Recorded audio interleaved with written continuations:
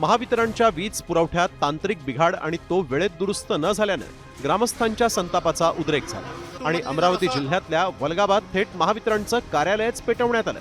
रेवसा गावात संपूर्ण रात्र वीज पुरवठा बंद होता। रात्रीच्या अंधारात वृद्ध, लहान मुलं, आजारी रुग्ण यांना मोठा त्रास सहन करावा लागला। सकाळ झाली तरीही वीज आलेली नव्हती। महावितरणच्या अधिकाऱ्यांचे फोनही सतत बंद होते।